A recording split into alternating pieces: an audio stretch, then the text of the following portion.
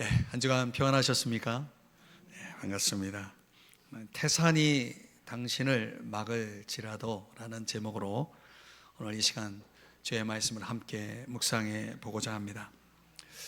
우리가 앞서 주님이 가르치신 기도에 대한 말씀을 살펴본 적이 있습니다. 우리가 잘 아는 대로 하나님의 이름이 거룩해지고 하나님의 나라가 임하고 하나님의 뜻이 이루어지도록 하나님의 영광을 위하여 구하는 기도, 그것이 기도에 있어서 가장 중요한 우선순위다라는 말씀을 드렸죠. 오늘 우리의 기도는 하나님의 영광을 구하는 기도여야 합니다. 자, 그럼에도 오늘 우리가 이 세상을 살아가면서 우리의 삶에 정말 절실한 생존의 필요들이 있다는 것이죠. 그걸 가지고 우리가 하나님 앞에 엎드려 기도하지 않을 수가 없는 것입니다. 기도 없이 우리의 삶의 모든 필요들이 채워지는 그런 인생은 없습니다. 자, 오늘 그런 차원에서 우리 주님께서 우리의 삶의 절실한 필요들 앞에서 우리가 어떤 태도로 어떻게 주님 앞에 기도해야 할지를 오늘 성경이 우리에게 가르쳐 주고 있는 것입니다. 첫 번째는 끈질긴 기도입니다. 자, 오늘 성경의 7절 이하 8절의 말씀에 보면 아주 중요한 단어, 동사형 세 단어가 나오는데 구하라, 찾으라, 문을 두드리라. 그러니까 잘 아는 말씀이죠. 자, 이 동사 시제가 원문에 의하면 번역상 이렇게 번역해야 맞습니다. 계속 구하라, 계속 찾으라, 계속 문을 두드리라. 계속 하라는 겁니다. 그냥 한 번 하고 끝나는 게 아니라 한 번 구하고 한 번 찾고 한 번 두드리고 끝나는 게 아니라 계속 구하고 찾고 두드리라, 이런 의미인 것입니다. 그냥 끈질긴 기도를 강조하고 있는 거죠. 그럼 왜 하나님은 이렇게 우리를 끈질기게 계속해서 기도해야 한다고 말씀하는 걸까요? 그냥 한 번 구하고 그거 들어주시면 하나님도 편하고 우리도 좋을 텐데 말이죠. 하나님이 그렇게 하시는 이유, 우리에게 끈질기고 계속적인 기도를 말씀하시는 이유는 바로 하나님은 우리와 거래적인 관계, 기브 앤 테이크라고 말하죠. 주고받는 그런 관계가 아니라 인격적인 관계, 그분과 우리와의 관계가 인격적인 관계로 맺어지기를 원하시기 때문인 거죠. 그러니까 구하라라고 하는 것은 하나님 아버지의 그 무한하신 풍요로우신 자원을 의미하는 것이고 그것과 연결되는 것이고, 그리고 찾으라라고 하는 것은 하나님의 뜻과 연관되고, 그리고 문을 두드리라라고 할 때는 이게 하나님의 일. 되게 문이라고 하는 것은 성경에서 하나님을 섬길 기회를 가리키는 그런 은유라고 할 수 있거든요. 그러니까 사도행전 14장 27절에 이런 말씀이 나와요. 이방인들에게 믿음의 문을 여셨다. 여기 문이라고 하는 것은 선교를 통해서, 복음 전도를 통해서 예수 믿지 않는 사람들을 믿음 가운데 이끌 수 있는 기회가 열렸다, 이런 뜻이죠. 그러니까 문을 두드린다라고 하는 것은 하나님의 일과 연관이 있는 겁니다. 하나님을 섬길 수 있는 어떤 기회, 그렇게 우리가 해석할 수 있겠죠. 그러니까 우리가 하나님 아버지 뜻에 순종하고 하나님의 일을 하고자 할 때에 우리는 하나님 아버지의 그 무한하신 자원 가운데 어떤 것을 요구할 수 있는 권리가 주어진다라고 하는 그런 의미인 것입니다. 그런데 누가복음 15장에 보면 탕자의 이야기 속에 탕자는 아버지의 재산은 원하지만 아버지의 뜻이나 아버지 일에는 전혀 관심이 없었다는 거죠. 그러니까 오늘날 우리 그리스도인들이 기도할 때에 그저 아버지에게 무엇을 얻는 것에는 관심이 있지만은 정작 아버지 하나님의 그 뜻에 대해서는, 그분의 일에 대해서는 전혀 관심을 갖고 있지 않는 경우가 있는 겁니다. 근데 오늘날의 탕자와 같은 사람이 교회 안에 참 많다는 거죠. 여러분, 우리가 기도에 대해서 좀 이해해야 할 것은 이런 것이죠. 기도라고 하는 것은 단순히 하나님과 딜을 하는 게 아니에요. 협상하는 게 아니죠. 뭔가 그 하나님을 귀찮게 해가지고 내 목적을 이루겠다, 이런 것도 아닌 것입니다.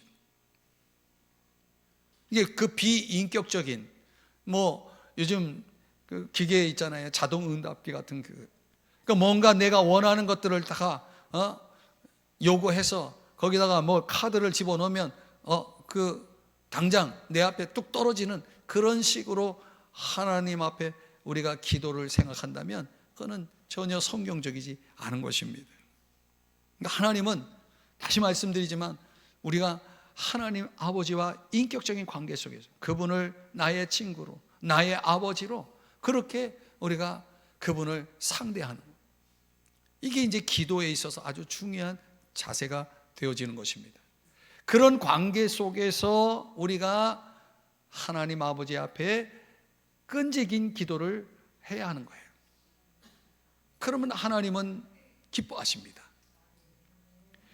성경의 예를 보면 누가복음 11장 8절에 보면 그 간청함을 인하여 라고 말하고 있어요. 이 간청함이라고 하는 것이 영어 성경에는 importunity라고 하는 단어를 씁니다. 이게 끈질긴 어떤 요청, 이런 의미를 가지고 있는 단어거든요. 그러니까 우리가 뭔가를 요구할 때 끈질기게 요구하는 것을 하나님이 원하신다는 거예요. 누가복음 18장에 보면은 이런 표현이 나옵니다. 나를 번거롭게 하니, 한 과부가 불의한 재판관에게 자신의 문제를, 원한을 풀어달라고 가서 요청을 하는데 자꾸 귀찮게 하는 거예요. 번거롭게 하는 거예요. 그러니 불의한 재판관이 말 그대로 불의한데 너무 번거로우니까 들어주겠다, 이렇게 나오는 것입니다. 그런 것처럼 7절에 보니까 하물며 하나님께서 그 밤낮 부르짖는 택하신 자들의 원한을 풀어주지 아니하시겠느냐. 여러분, 하나님은 어떤 분이라는 거예요? 우리가 그렇게 끈질기게 밤낮으로 부르짖는다면 들어주시겠다는 거예요. 여러분, 하나님은 이렇게 끈질긴 기도를 저와 여러분에게 원하시는 것입니다. 열왕기상 18장에 보면 엘리야가 비 오기를 간절히 기도하는데, 그런 장면 속에서 그가 그의 종 사환에게 가서 바다 쪽을 바라봐라. 가서 보니까, 사환이 보니까 아무것도 없는 거예요. 그래서 돌아와서 아무것도 없나이다 하니까 엘리야가 뭐라고 말합니까? 일곱 번까지 다시 가라 그랬어요. 다시 가라. 그러니 45절에 뒤에 보니까 그런 내용이 나오죠. 중간에 손만한 작은 구름이 일어나나이다. 아니, 손만한 구름이 무슨 비를 내려요. 그러나 그 후에, 조금 후에 45절에 보니까 큰 비가 내리는지라. 요즘 왜 이렇게 비가 자주 와요? 근데 지금 엘리야는 비가 오질 않아서 하나님 앞에 비를 달라고 기도를 하는데 7번까지 다시 가라, 이렇게 말하고 있는 것입니다. 7번까지 다시 가라, 이 얘기는 무슨 얘기냐면 비 올 때까지 가라, 그런 얘기죠. 여러분, 우리가 정말 열심히 기도를 하는데 사람들이 하나님의 응답에 대해서 너무 조급해요. 그러니까 조금 기도하다가 아무 보여지는 것이 없고 그러면 사람들은 뭐라고 말해요? 기도해도 소용없구나. 그리고 기도를 포기해요. 그런데 여러분, 엘리야는 상황의 변화가 아무것도 없나이다. 오늘 사환이 그런 보고를 하잖아요. 아무것도 없나이다. 내 눈에 보여지는 그런 변화가 아무것도 없어도 엘리야는 어떻게 했습니까? 포기하지 않고 7번까지 다시 가라 하면서 계속 뭐합니까? 끈질기게 기도를 했다는 거예요.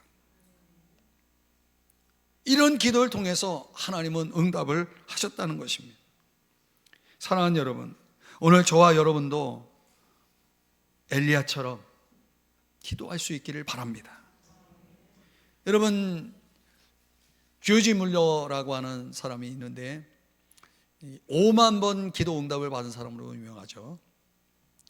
그의 일화 가운데 아마도 여러분들이 아실 수 있는 내용인지 모르겠는데, 이 1844년 11월 그가 어떤 결심에 의해서 5명의 영혼을 위해서 기도를 시작합니다. 5명의 영혼의 구원을 위해서 기도한 거예요. 기도를 시작한 지 18개월 후에 한 사람이 주님 앞에 돌아와 구원을 받습니다. 그로부터 5년 후에 또 한 사람이 돌아옵니다. 또 그로부터 6년 후에 또 한 사람이 돌아옵니다.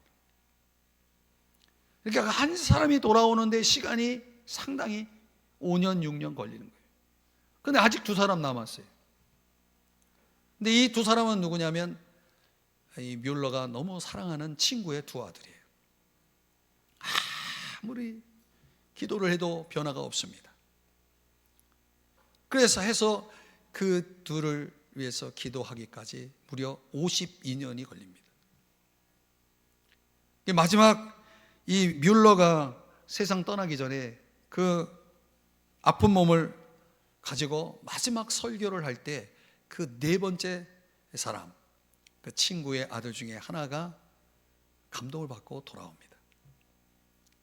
그 나머지 하나는 이 뮬러가 세상을 떠난 이후에 장례식장에 와서 자기를 위해서 52년 동안 자기 영혼을 위해서 기도했다는 사실에 감동을 받고 그는 주님 앞에 돌아왔다는 얘기입니다. 결국은 그 52년이라고 하는 긴 세월 동안 이루어진 끈질긴 기도가 마침내 그 5명의 영혼이 주님 앞에 돌아오는 결과가 이루어졌다는 것이죠. 뮬러는 자기의 그 기도가 온전히 응답되어진 것을 자기 눈으로 목격하지 못했을지라도 그 끈질긴 기도는 마침내 결실을 했다는 사실을 보여줍니다. 그래서 그 마지막 주님 앞에 돌아온 그 사람이 자신이 뮬러의 그 최후 기도 응답이라고 하는 그런 간증을 하면서 여러 곳에 다니면서 이 뮬러의 이야기를 전했다는 이야기가 있습니다. 주님은요, 우리의 삶의 절실한 필요 앞에서 저와 여러분이 이런 각오로 끈질기게, 언제까지요? 응답될 때까지, 이루어질 때까지 포기하지 않고 계속해서 기도하는 여러분 되시기를 바랍니다. 그러면 마침내 이루어질 것입니다, 여러분. 2번째로 우리 주님이 삶의 절실한 필요 앞에서 저와 여러분이 어떻게 기도하기를 원하십니까? 믿음으로 기도하기를 원하신다는 거예요. 자, 오늘 성경 9절 10절에 보면은 이런 말씀이 나와요. 너희 중에 누가 아들이 떡을 달라 하면 하는데 돌을 주고 생선을 달라 하는데 뱀을 줄 사람이 있겠느냐. 그리고 11절에서 이 말씀이죠. 한번 같이 읽어볼까요? 시작.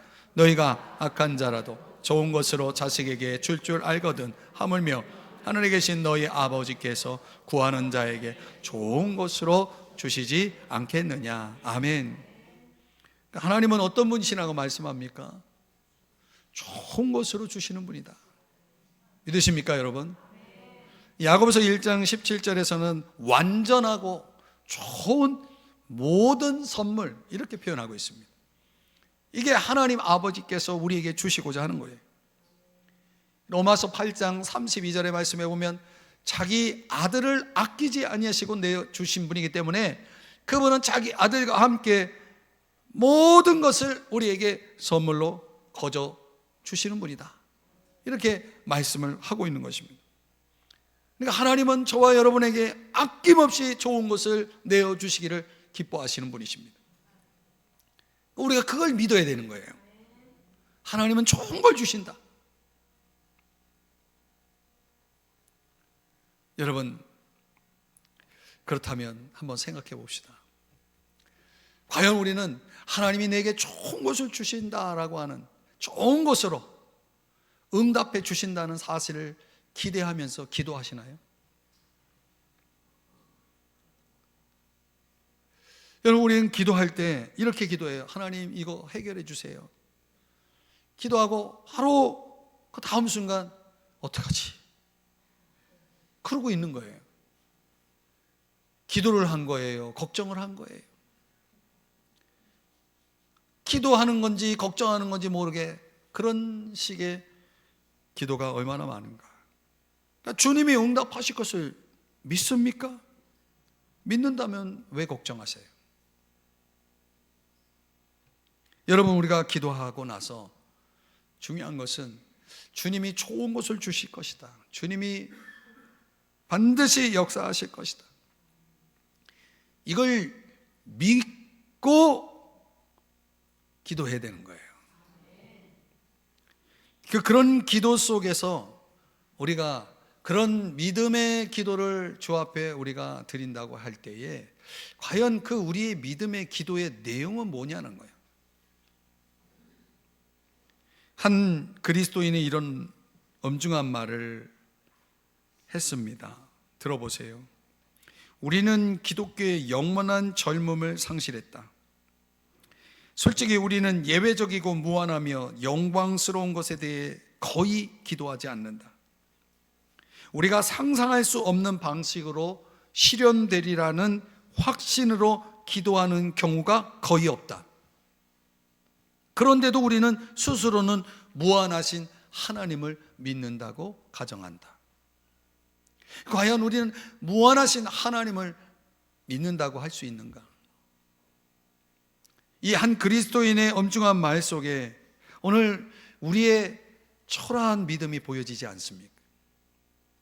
그래서 우리는 우리의 그 작은 믿음 속에 하나님을 제한시키고 기도하고 있는 것은 아닌지요? 기독교가 가지고 있는 그 영원한 젊음, 그 위대하신 하나님의 능력, 영광스러움, 그 무한하심이 드러나는 그런 믿음의 기도는 과연 우리에게 있는 걸까요? 상상할 수 없는 방식으로 응답하실 것에 대한 확신을 가지고 하나님 앞에 우리의 입을 크게 열어 구하는 진정 믿음의 기도가 있느냐는 거예요. 창세기 18장 14절에 뭐라고 말씀합니까? 여호와께 능하지 못한 일이 있겠느냐? 있습니까? 없습니까? 없습니다, 여러분. 그분은 전능하신 분이죠. 요한복음 14장 14절에서 그렇기 때문에 내 이름으로 무엇이든지 내게 구하면 어떻게 하셨다고요? 내가 행하리라. 문제는 우리의 믿음인 거예요. 우리의 믿음이 너무 작아요. 여러분, 지금 여러분에게 너무 부담되고 해결할 방법이 보이지 않는 문제에 대해서 여러분, 우리는 어떻게 기도해야 됩니까? 염려합니까? 아니면 감사합니까? 빌립보서 4장 6절 말씀, 우리가 잘 아는 말씀이죠. 아무것도 염려하지 말고 다만 모든 일에 기도와 간구로 너희 구할 것을 어떻게 하라고요? 감사함으로 하나님께 아뢰라. 여러분, 하나님께서 해결하여 주실 줄 믿고 미리 감사하면서 하나님 앞에 기도할 때 우리는 그 기도를 믿음의 기도라고 하는 것입니다. 에베소 3장 20절에 그렇게 말씀하잖아요. 우리가 구하는 것, 생각하는 것에 그 모든 것에 더 넘치도록 능히 하시는 분이라고 말씀하고 있죠. 여러분, 하나님은 우리가 구하는 것 안에서 일하시는 분이 아니라 우리가 구하는 것보다 더 넘치도록 능히 일하시는 하나님이신 걸 믿으시기 바랍니다. 우리의 믿음이 필요한 거예요. 자, 우리가 이런 믿음의 기도를 하나님 앞에 드리기 위해서 우리에게 필요한 것이 하나 있습니다. 그것은 우리가 사람들로부터 도움을 더 끊으면 끊을수록, 사람으로부터 오는 도움을 더 끊으면 끊을수록 우리는 어떻게 할까요? 하나님을 더 바라보겠죠. 하나님을 더 의지하겠죠. 하나님 앞에 더 간절히 구하겠죠. 그러니까 우리 눈에 보여지는 것이 불가능해 보일지라도 그런 것이 더 불가능해 보일수록 우리는 더 하나님을 바라볼 수 있겠죠.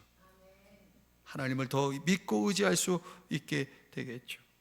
그런 보이지 않는 것을 보는 사람만이 불가능한 일을 할 수가 있는 것입니다. 하나님에 의해서 말이죠. 믿음의 기도는 태산이 우리를 막을지라도 하나님은 그 산을 옮겨주시는 것입니다. 그래서 지나갈 수 있는 것입니다. 믿음의 기도는 그런 차원에서 주님이 역사하실 것에 대한 그런 우리의 기대 속에서 이루어지는 것입니다. 이사야 30장 18절에 그를 기다리는 자에게 복이 있다라고 말씀을 하지 않습니까? 기다림이라는 것은 기대죠. 기대라는 것은 믿음인 것입니다. 누가복음 11장 13절, 마태복음 7장 11절의 말씀에 보면 이 좋은 것을 주시겠다라고 하는 이 말씀이 누가복음에서는 성령으로 나타나요. 성령을 주시지 않겠느냐. 그러니까 우리가 육체적인 또는 물질적인 어떤 그런 절실한 필요들도 우리들에게 있어서는 좋은 것일 수 있지만은, 그러나 성령보다 더 좋은 것은 없습니다. 성령의 은혜를 통하여서 저와 여러분이 믿음으로 구할 때에 우리에게 구원이 이루어지고 믿음의 성숙이 이루어지고 예수 그리스도를 닮은 성품과 삶이 주어지는, 그래서 하나님이 영광을 받으시는 인생을 살아갈 수 있다면 여러분, 이보다 더 좋은 게 어디 있겠습니까? 하나님은 우리에게 더 좋은 것을 주시는 분이십니다. 좋은 것이 아니라 더 좋은 것을 주시는 분이십니다. 믿음의 기도를 통해서요. 그래서 필립스 브룩스라고 하는 사람이 한 말이지만, 쉬운 삶을 위해서 기도하지 말래요. 더 강한 사람이 되기를 위해서 기도하래요. 우리는 그런 존재적인 기도가 필요한 거예요. 더 쉽고 더 편안하고 더 좋은 어떤 그런 인생의 어떤 유익보다 우리가 더 강해지고 더 믿음 있고, 그래서 하나님 앞에 그 믿음의 그대로를 드릴 수 있는 그런 강한 존재가 되기를 기도해야 한다는 거예요. 아무것도 구하지 않는 기도는 아무것도 이룰 수 없는 것입니다. 사랑하는 여러분, 우리 주님이 지금 우리의 삶의 절실한 필요 앞에서 우리가 어떻게 하라고 말하고 있습니까?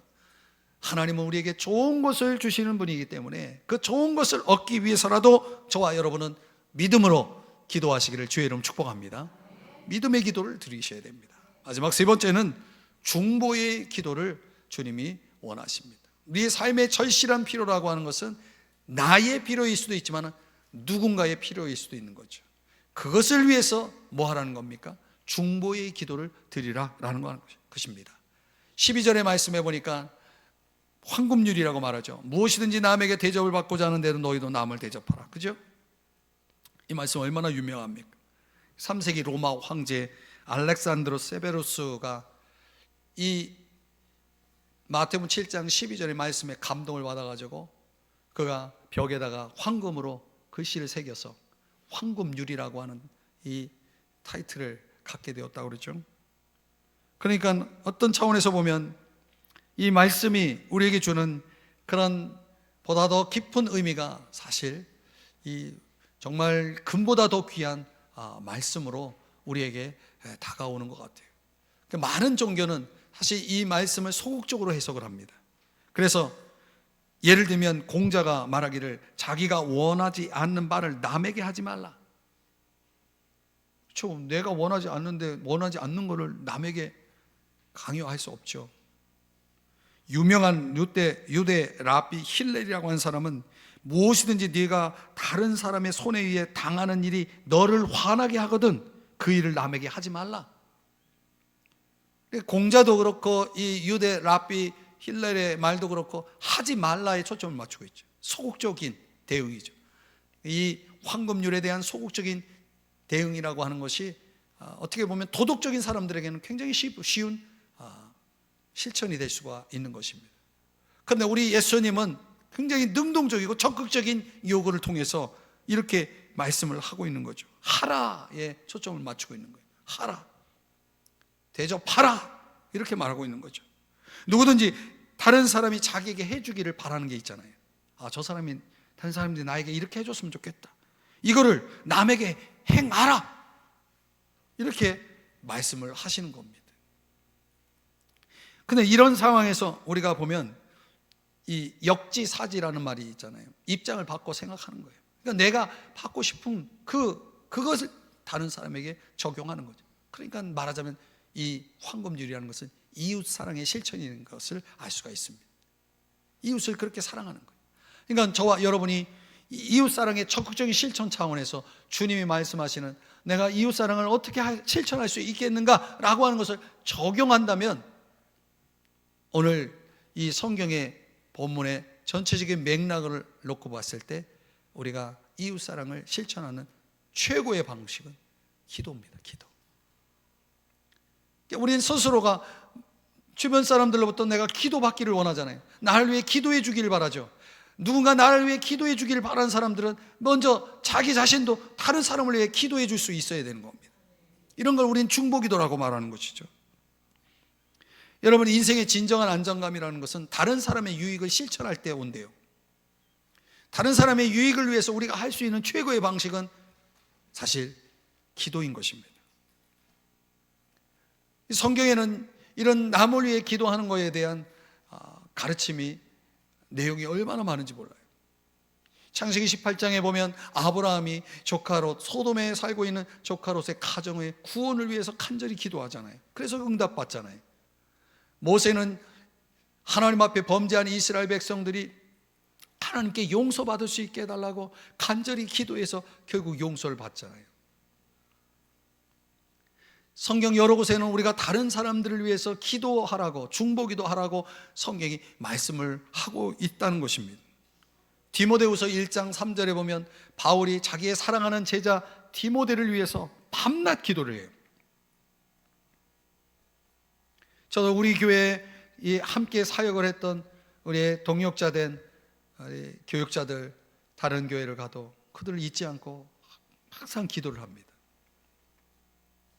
여러분의 친구가 있고 또 가까운 지인들이 있을 때 여러분, 우리가 그들을 위해서 우리가 밤낮 부르짖 기도, 하나님 앞에 그들을 생각하며 기도하는 여러분 되시길 주의 이름 축복합니다. 누가복음 6장 28절에 보면 원수를 위해서도 중보기도 하라고 말하고 있는 것입니다. 디모데전서 2장 2절에 보면 왕들과 높은 지위에 있는 모든 사람을 위해서도 기도하라고 말씀하고 있습니다. 야고보서 5장 14절에 보면 병든 자를 위해서도 기도하라고 말씀을 하고 있습니다. 저도 이 새벽에 기도할 때 한 150명 정도 되는 병든 자를 위해서 기도합니다. 병든 자를 위해서 기도해야 됩니다. 역대하 7장 14절의 말씀에 보니까 그대의 땅을 고칠지라 나라와 민족을 위해서 기도하라는 얘기입니다. 여러분, 우리는 모든 사람을 위해 기도해야 됩니다. 디모데전서 2장 1절에 보면 모든 사람을 위하여, 우리가 품을 수 있는 모든 사람, 내가 알고 있는 모든 사람, 아니 내가 직접적으로 알지 못해도 그들을 위해서 간구와 기도와 중보기도와 감사기도를 드리라고 말씀을 하고 있는 것입니다. 그럼 여러분, 우리가 여기서 그렇게 우리가 다른 사람들을 위해서 누군가를 위해서 기도한다라고 했을 때 그 기도는 그냥 되는 겁니까? 내가 그를 알아야죠. 그의 필요를 알고 그의 고통을 알아야 기도해 주는 거죠. 누가복음 22장 32절의 말씀에 보니까 예수님께서 베드로를 향해서 이렇게 말합니다. 내가 너를 위해 기도했어. 여러분, 살면서 이런 말 들어본 적 있습니까? 누군가로부터 내가 너를 위해 기도했어. 아니, 여러분들이 누군가에게 이런 말을 해본 적 있습니까? 내가 너를 위해 기도했어. 내가 너를 위해 기도하고 있어. 여러분, 우리 예수님이 베드로를 향해서 내가 널 위해 기도했어.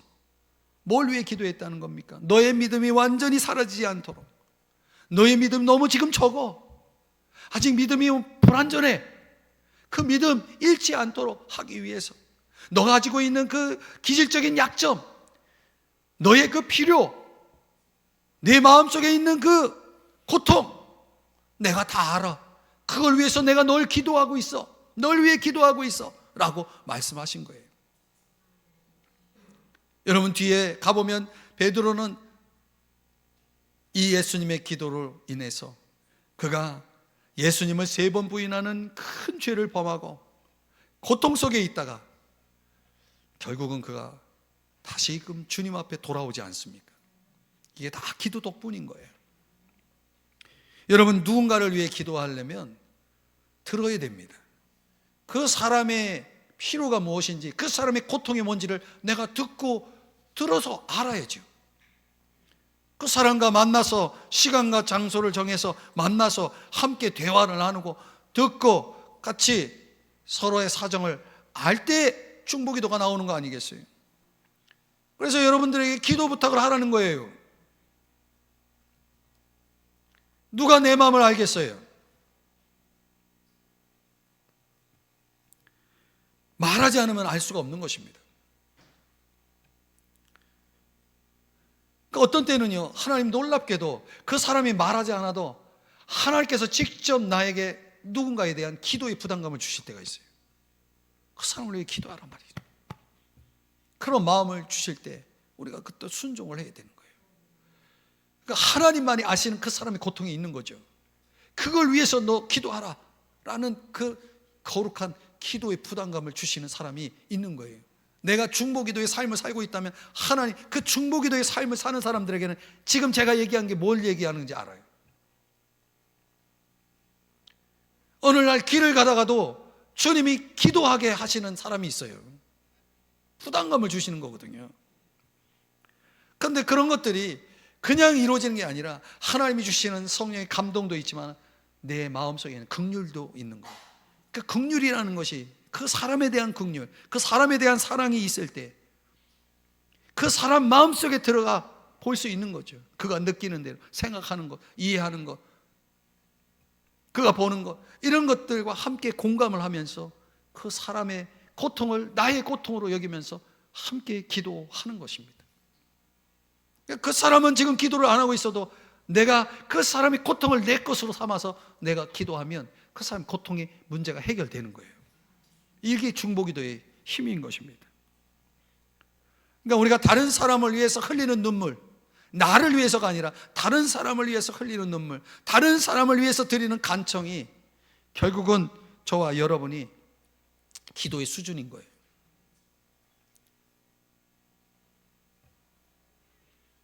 어떤 사람에겐 나 자신을 위해서도 기도 안 하는데 내가 누구를 위해 기도하겠습니까? 하겠지만은 여러분, 우리 수준이 그렇게 되어서는 안 되겠죠.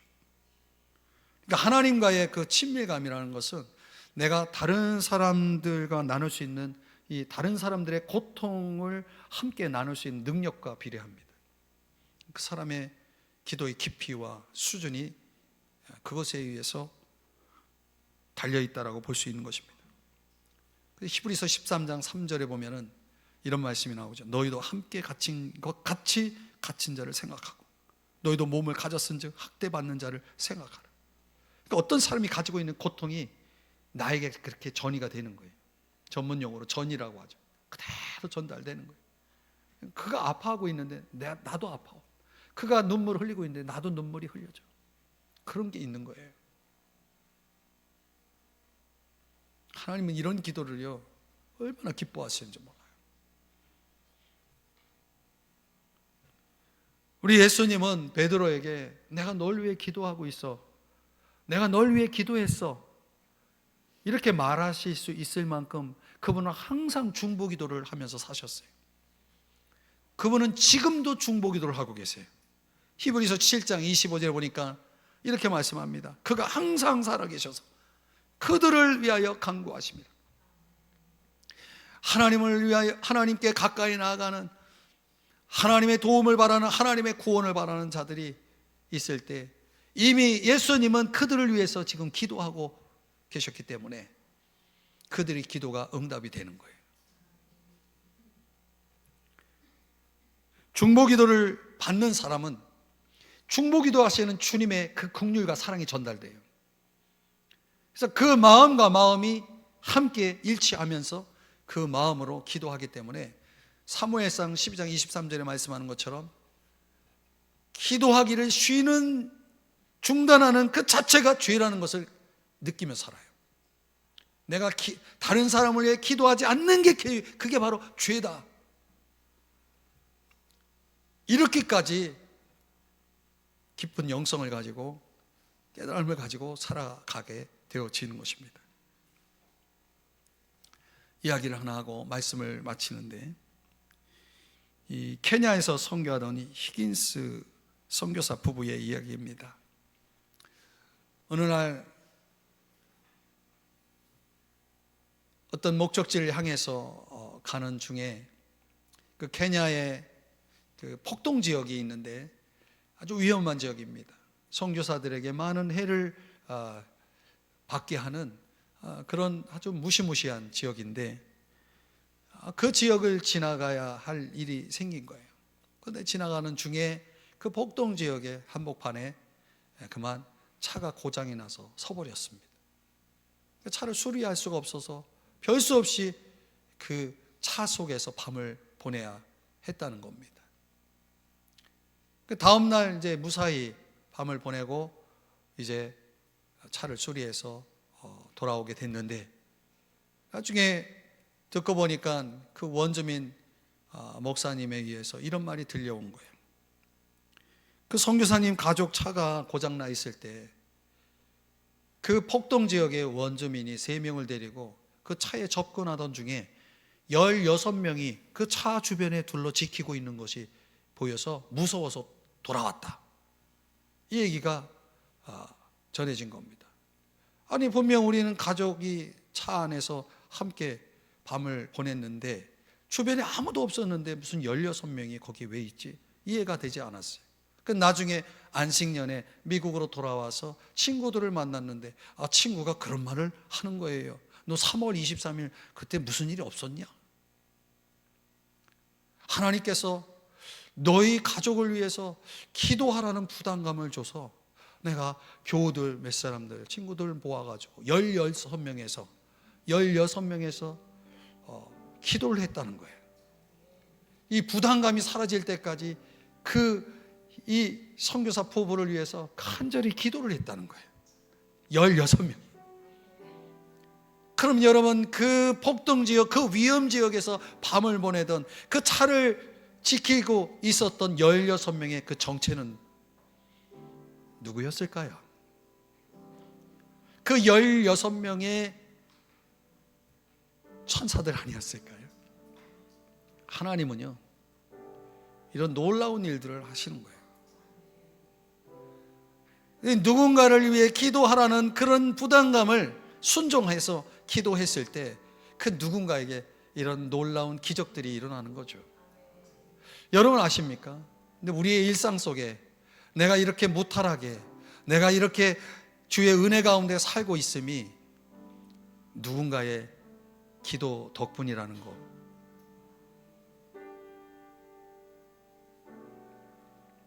사랑하는 여러분, 내가 남에게 기도를 받고 싶은 것처럼 나도 누군가를 위해 기도할 수 있었으면 좋겠습니다.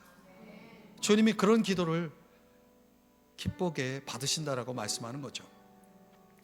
사랑하는 여러분, 오늘 주님이 우리의 인생에 있어 그런 필요한 절실한 생존의 필요에 있어서 저와 여러분이 어떤 태도로 기도하기를 원하신다라고 말씀하고 있습니까? 끈질기게 하라는 겁니다. 조급해하지 마시고 끈질기게 응답될 때까지 믿음으로 하라는 거예요. 의심하지 말고, 염려하지 말고, 걱정하지 말고 믿음으로 좋은 것으로, 가장 좋은 것으로 응답해 주실 것을 기대하면서 믿음으로 기도하라는 거예요. 그리고 무엇보다도 나 자신만을 위한 것이 아니라 다른 사람들을 위해서 여러분에게 마음 가운데 부어주시는 그 영적인 부담감을 가지고 주님 앞에 순종하여 다른 사람들을 위해서 좀 기도하시라는 거예요. 그럼 하나님은요, 우리가 할 수 없는 일을 하십니다. 하나님은 그런 분이십니다, 여러분.